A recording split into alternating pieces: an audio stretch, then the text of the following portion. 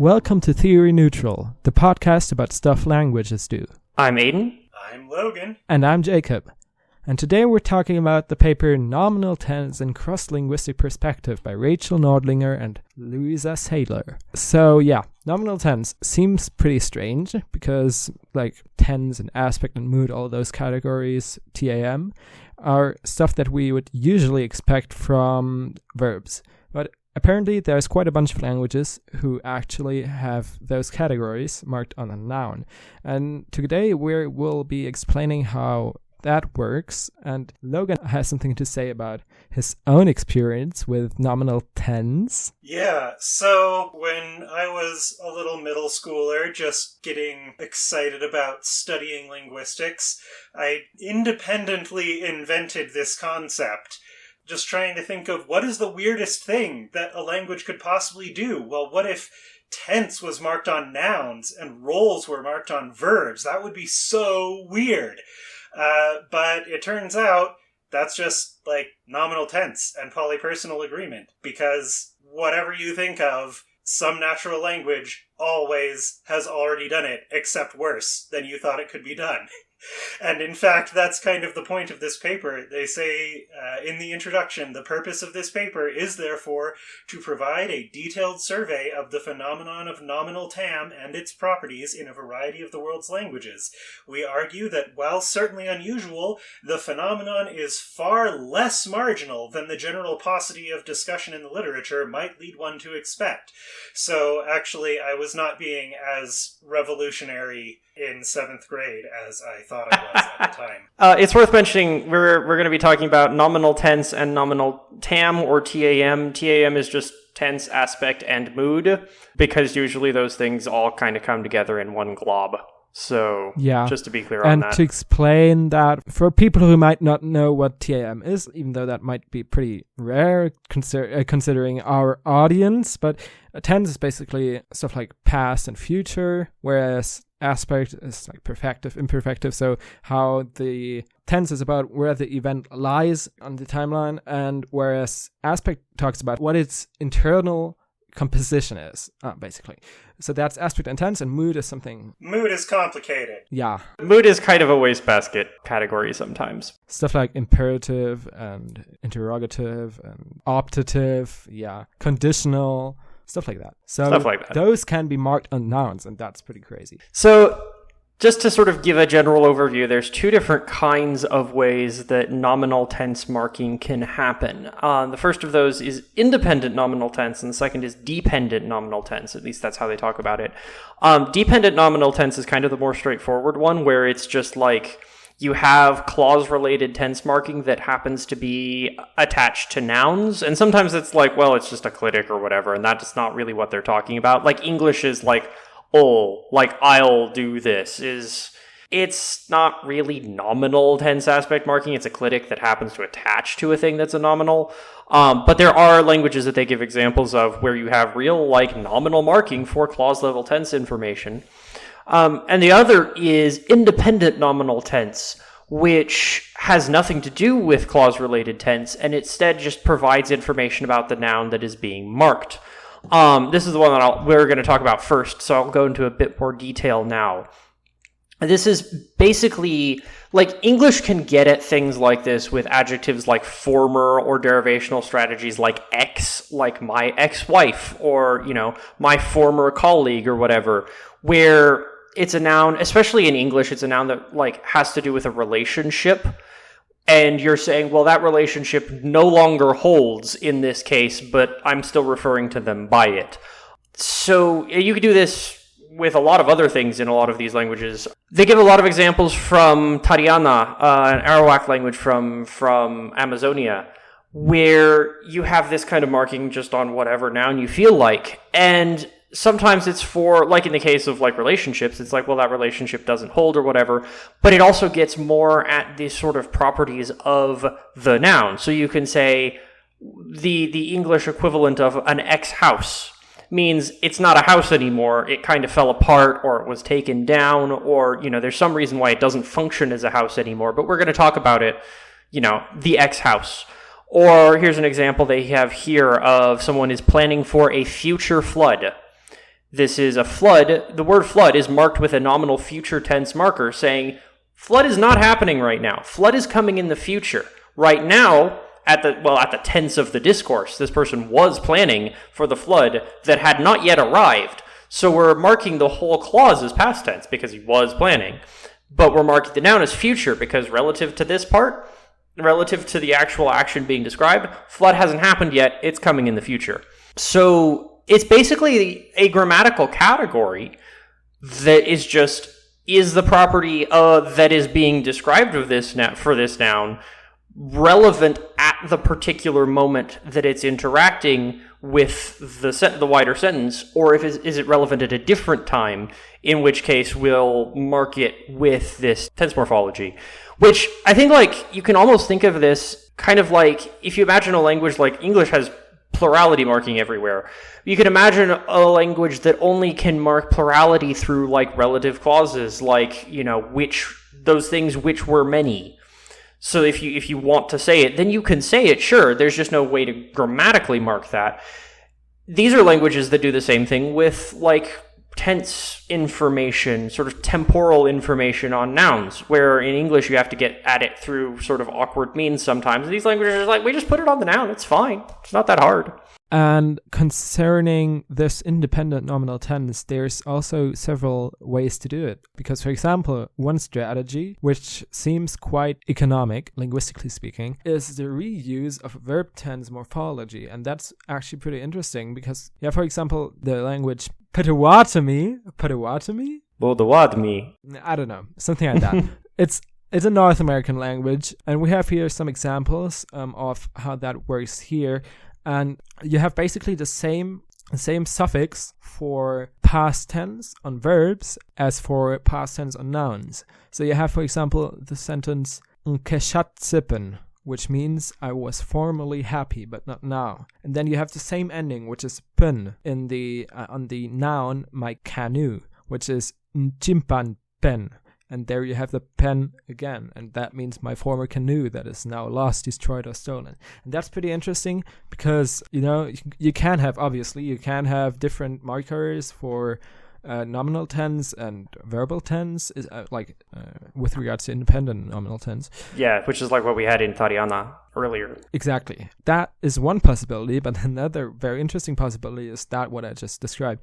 Also leads to an interesting discussion about the difference between nouns and verbs, which we talked about in our first episode about parts of speech, where we talked about like this blurry line between noun and verb in some languages, and exactly that's like one aspect of it. If you have the same suffixes appearing, in this case it's just one suffix, but if you imagine a language in which every verb and every noun was able to take the same suffixes, then you wouldn't distinguish between verb and noun anymore. Maybe semantically there's a difference, but morphologically, I think you would probably just say, okay, that's word class. And specifically with regard to the Salishan languages, they have some examples in this paper from Halkamelum as a language that reuses the same marking on nouns and verbs.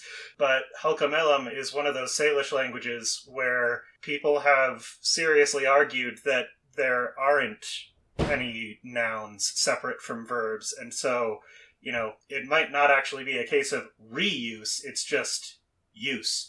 Yeah, it's just the same suffix or the same prefix or the same whatever. It's just, there is no need to distinguish between nouns and verbs. There is no need to use a term reuse if it's like the same thing. That just applies in two different words. So there's also some ambiguity going on here with independent nominal tense, with an example from Guarani, which is a Tupi Guarani language spoken in Paraguay. And there's a little bit of ambiguity because imagine you have a word that is glossed as his house past, which means his former house. That works, okay? That's just his former house. But what does that mean? Okay, what does that mean? Does it mean it's his house that has been broken and now isn't a house anymore? Or is it a house that was formerly belonged to him, but now it's not his anymore? So that's a little bit of ambiguity, whether the scope of the tense, like of the past tense in this case, is the noun itself or the possessive relation, as they call it in this paper. So in this example from Guarani, where you have Hogakwe, which means his former house, you have this ambiguity that you don't know whether it relates to possession or just the state of the noun itself. Related to that, there is a case of independent nominal tense and possession in many Carib languages. For example, in this paper, it's said about Hishkariana, where actually the only nominal tense marker are solely expressed with a series of suffixes that are all used to encode present, past, and remote past possession. So that inherently has the possessive scope, the possessive relation of the past tense or of the remote past tense within the nature of its morpheme. So you can't have the reading of, okay, this is my house, but it was destroyed, so it isn't a house anymore. But in this language, for example, you have the word rokanaware, which means my canoe. Then you have the nominal tense suffix, which is to, or something like that. So it's rokanawato, and that means the canoe that used to be mine. So in this case, the reading of the canoe that used to be a canoe, but now it's destroyed, now it was stolen, something like that. This reading doesn't apply for Hishkariana and for all those Carib languages. So lastly, to end my long monologue, I want to talk about independent nominal mood and evidentiality, because right now we've only talked about tense, but obviously at the beginning we said nominal TAM, nominal TAM, tense aspect mood. So there does exist nominal mood, which is basically the same thing as independent nominal tense. It's just instead of tense categories, you have mood categories. The tendency, or maybe you could even call it a universal, the tendency is that if you have nominal tense, you might also have nominal mood or evidentiality, but you won't have nominal mood and nominal evidentiality without having nominal tense. So this is actually pretty cool, because, for example, we have here an example from Brazil, from Yate, which is a Macro-G language, and you have a whole paradigm of nominal tense and mood suffixes, which all relate to either tense or mood. So you have a distinction between realis and possible, which means, for example, you have the present realis of a noun, seti, that which is a house or which is serving as a house. This is pretty straightforward. That's just the unmarked form. But then you have something like setiske, which has the suffix ge, and the very verbose English translation equivalent, whatever, is something which would have been a house but wasn't, or something which had the possibility of it being a house. So you can already see what kind of nuances you can get if you incorporate nominal tense and mood, and even evidentiality. As Jacob mentioned, there's this implication that if you have nominal mood, you also have nominal tense. You can have nominal tense without anything else, but you can't have nominal mood without also having nominal tense. But you could imagine also having the A in Tam, nominal aspect, but no known languages actually do that, even though the semantics are pretty straightforward. And even in English, like, there are ways of expressing aspectual distinctions in noun phrases. So you can say, like, my ongoing journey versus my completed journey versus my continuing journey, using participles derived from verbs that have aspectual information as adjectives to describe the journey. Or there are, for example, Slavic verbs that lexically encode aspect, and if you take nominal derivations of those Slavic verbs, then the nominal derivations retain the aspectual meaning. So, for example, in Russian, chitanya and prachitanya are both reading, but chitanya is like the process of reading that is currently ongoing, whereas prachitanya is the fact of having read something in completion. So it's obviously possible to get nouns with those semantics, or noun phrases with those semantics, but at least the authors of this paper couldn't find any languages which have that as a regular inflectional category on nouns. And it's entirely possible that that's just a completely accidental gap. Like, it might exist out there and we just haven't found it, or it has existed in the past and just went extinct, or maybe not. Who knows? Something else which does happen, though, is nominal tense interacting with things like definiteness. So, for example, in Somali, the definite articles are inflected for non-past versus past. But that doesn't apply to other things like demonstratives. So if you have a definite noun phrase which is not marked with a demonstrative, then it can be marked for past or non-past. But indefinites can't, and things that are marked with demonstratives can't. Which, kind of makes sense to me, because if you're marking something with a demonstrative, then presumably you're pointing at it right now, so it's implicitly present, non-past. But additionally, if it's indefinite, then maybe the idea is, you can't know whether it's past or non-past because it's indefinite. So that's a thing that Somali does. The nominal tense is bound up with the referentiality and definiteness marking, but not every language does that. Plenty of other languages don't care about the definiteness or demonstratives, and they're just totally orthogonal systems. Yeah, and one thing worth noting is that in Somali, usually it is just a clear tense aspect, or tense difference, where it's the present exhibition means the one that it's open, and the past exhibition is the one that's currently closed now.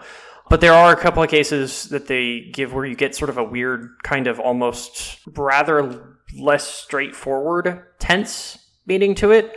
So there's an example here where there's the students present, which means either the ones that are currently right here or the ones that I'm talking about right now, versus the students past, which means the ones that I told you about in the past at some point, the students from before.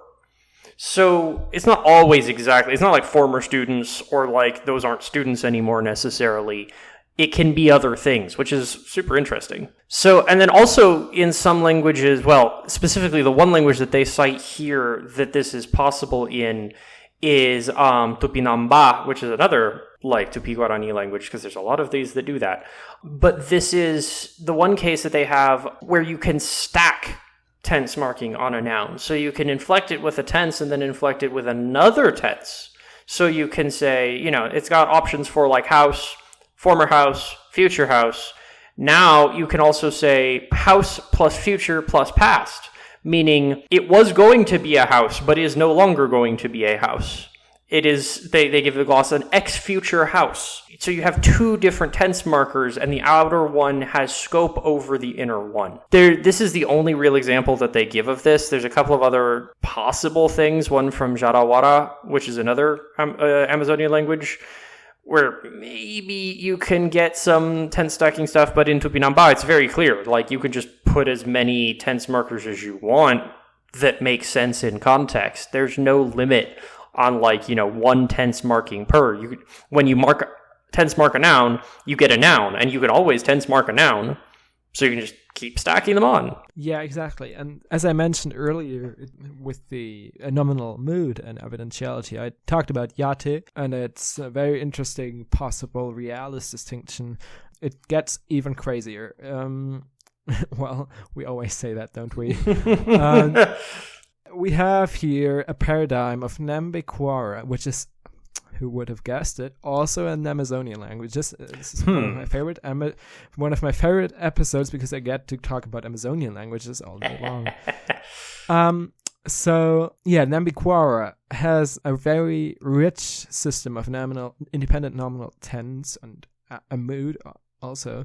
So, for example, there is, I'm not going to pronounce this word because it's got tone in it, and I'm bad at tone. But, for example, you have the root for manioc, and then you have a couple of suffixes that probably don't really matter in that context. And then you have the last suffix, which is, I think, observational, recent past, given. And that basically doesn't tell us anything without taking a look at the translation, because the translation says, this manioc root that both you and I saw recently. So this kind of nuancing is amazing. So, for example, an even crazier example is with another suffix. So it's the same word, just another last suffix, which is the manioc root that must have been at some time past as inferred by me, but not you, which is absolutely bonkers. Like, not gonna lie. Yeah, so that's pretty cool. Sadly, we haven't seen an example, and they basically say it doesn't exist. Nominal mood, nominal evidentiality that exists without nominal independent tense. That would be interesting, but I suppose seems a bit like a hierarchy, you know? Stuff like you get sometimes in theoretical linguistics where you have something like, okay, if you have this, then you must have that, that, and that, because it's higher in the hierarchy. Something like that, I'm not sure. But stuff like that, basically a very tiny hierarchy, I suppose. There are so many hierarchies all through linguistics. It's fantastic. Yeah, it's fantastic. Excluding aspect as, kind of excluding aspect as Logan said earlier. So now we're going to move on to dependent nominal tense, and I suppose Aiden will just explain what that is first. Yeah, so dependent nominal tense is when you have, like I said at the beginning, it's when you have nominal marking for clause level tense information. So this isn't independent like information about just the noun. It's information about the action that the clause is describing. And there's a number of ways that this can work out, but I think maybe the most interesting one of these is the examples that they give from Kayardilt, which is an Australian language, where basically anytime you embed a constituent, you have to mark it for whatever it's embedded in as well. And there's a lot of complex ways that works out, where you get all sorts of fusional things as well. But the end result is that you end up having to mark nouns for tense sometimes. Like if they're an object, then they're embedded in a phrase and then they get tense. So every object ends up having tense on it because that's just how it works. And the end result is a system where you have to look at both the verbal marking for TAM and the nominal marking for TAM, and put them together to get an understanding of like what the actual TAM of the clause is. And so they give examples of, sometimes it's just fairly straightforward, where like you've got a past tense indicator on your verb and then a past tense-y thing on the noun, and it's sort of it's a general kind of past tense.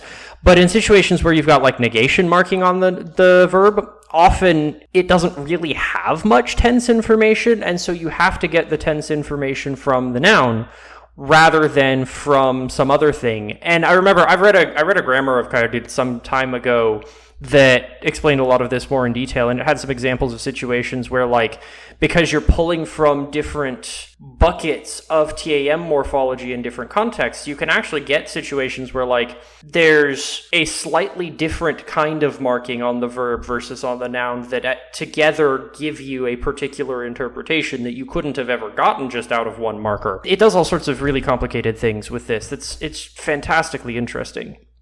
So that's a situation where you actually have almost this like distributed marking of TAM across different constituents in the clause, and you have to put them all together to figure out what your actual like clause level TAM information is, which is fun. And they give a sort of kind of similar example from Pita Pita, which is another Australian language that's actually like a Pamanyungan one. And in this case, you have different marking for nouns in different tenses, where you actually have different alignments on noun marking in different tenses. So in the non-future tense, you have a tripartite marking system where subject of intransitives, agent of transitives, and object of transitives are all three marked differently. And in the future tense, you have just a normal nominative accusative system where the subject of intransitive is marked the same as the agent of transitives. And all of those 5 different markers are different. So you can tell from just looking at, like, your core arguments what tense the situation is. But it's also kind of it's almost like an agreement situation where, like, the noun case marking also includes, like, agreement with the tense of the verb, because there's this sort of automatic relationship there. But if I understand correctly, you don't necessarily have to have any tense marking on the verb at all. So it may be that your particular choice of core argument case markers is what's telling you what tense the clause has, which is fun. Yeah, so in contrast, there's also the possibility of having the tense marking only on the noun, which is called as a sole exponent in this case, very fancy term. but basically it just means that. So for example, you have another two-big Guarani language, Siriono, where basically the tense can be marked on virtually anything. So apparently TAM suffixes can inflect nouns, adjectives, and verbs. So for example, you can have all TAM suffixes on the verb. You can also have some of them on the noun, for example, the subject, and others on the verb. You can also have all of them on the subject. So you have, for example, here the esike ozo nya ira. And there you have on the very first word, you have the suffix ke, which is the past suffix, but that first word, esike, means actually the woman. So it's basically the only past marking you have in this sentence is on the subject, the woman, esike. And there's also a similar case in an Arawak language called Chamikuro, which is also Amazonian. I love this episode so much. Where you have different articles based on the prepositional tense. Prepositional in this case just means tense of the whole clause. And even more interesting is that these articles don't attach to the noun as you would expect, but they are so-called pre-post enclitics, or at least that's what they seem like to me, which are enclitics. So, enclitics just clicks that attach to the end of the word, but pre-post. So basically, in this case, the definite article na attaches to the word that comes before it phonologically, but syntactically actually belongs to the noun which comes after it. So for example, here you have pashkalatis, which means something like you are killing. And then you have pashkalatis na, which means you are killing the. And then at the end of the sentence, there's chamalo, which is the bad. So you have pashkalatis na chamalo, which is you are killing the bad, but the article, the definite article actually goes on the verb, but syntactically still belongs to the bad, like to the noun. So there's also another rather Australian feature, which is TAM inflected pronouns, which is very interesting. For example, in this language called Gurnu Baganji, or something like that. Gurnu Baganji. Australian languages are really complicated to pronounce if you're not used to them. Yeah, especially because they have so many coronals, right? Oh gosh, yes. 5-fold distinctions in coronals. Mm-hmm. Yeah, so there you have different pronouns depending on the tense of the clause. So you have a pronoun for first person singular future, you have first person singular present, you have third person plural present, you have first person singular past, and stuff like that. And you always mark that tense on the pronoun, except for when there is no pronoun, then you just mark it on the verb, but only then. That's actually crazy, to be honest, because traditionally, like in school, you learn, okay, tense is something that you mark on the verb. Like for example, in French, you have the tense endings. Okay, that's strictly something that goes on a verb. Spanish classes, because I'm currently preparing my Spanish certificate C1, and that made me think about that, because you have verb endings and those specify tense, but in this language, you have the tense actually marked in pronoun, and reminds me actually of Hausa. And there, I think there's something like that. You have tense conditioned pronouns, but that's very un-European, so it's not something you'd expect. So yeah, I think in this episode we've kind of talked about something that seems very strange to people who've studied European languages in school, who might not be that familiar with the linguistic diversity, with the typology of crazy stuff like that. So I hope in this episode we could enlighten you a bit about what is possible and how those typological phenomena are actually pretty cool. Theory Neutral is made possible by our listeners, families, and friends. Follow us on Twitter at theory_neutral or send us an email at theory.neutral.podcast@gmail.com. Join us next time when we will be discussing nominal word order typology in signed languages.